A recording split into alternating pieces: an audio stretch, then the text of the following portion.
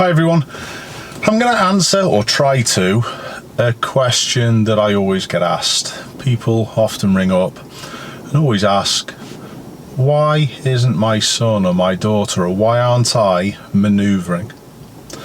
And this is a common question we have to deal with. And today I'm going to address this and try and put people in the correct direction of what should be going on their driving lessons.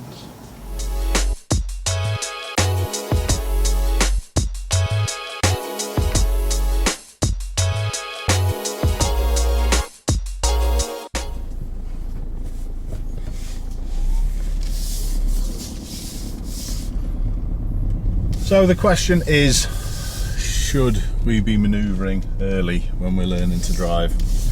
It depends what you mean by early. This is actually inspired by the conversation that I had with a lady the other day. And she was checking whether her nephew had been doing the correct things with his current driving instructor.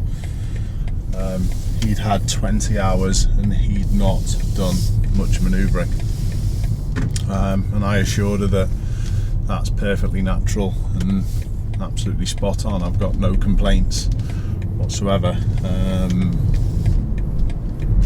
but there is always these questions asked when it's regarding how people are getting on their driving lessons. There seems to be a mindset of, if you're not manoeuvring, you're not progressing, and that's not the case.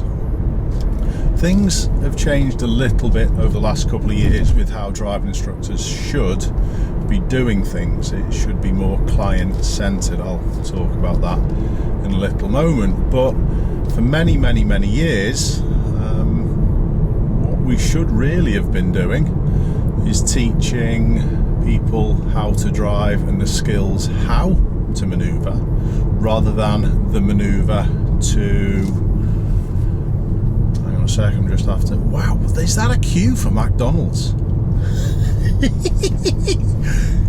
McDonald's is open. That's bizarre. Sorry, totally off track there, but that's blown me away.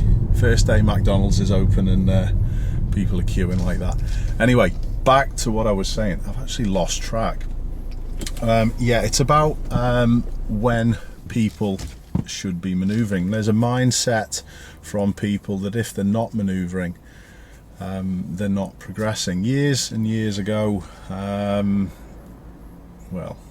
couple of years back, and years ago for me, there was always a mindset from people of the same, of manoeuvring, and the correct way to do things was always to teach people the skills how to manoeuvre, and then the manoeuvres themselves never were an issue.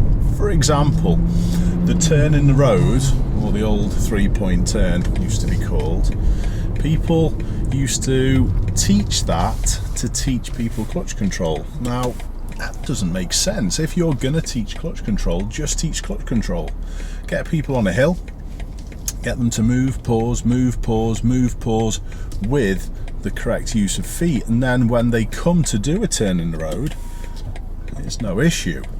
But that wasn't often the case with a lot of driving instructors. A lot of driving instructors used to start these manoeuvres really early, and they actually still do. Now, what's changed over the last couple of years, as I've said, is we're more client-centered now. The correct way to do things is still to teach people how to drive first, and then teach them these exercises. However, if my pupil was desperate to do a manoeuvre, it's client-centered. Let them do one. What's the issue if they would like to spend 2 or 3 lessons more doing a reversing into a bay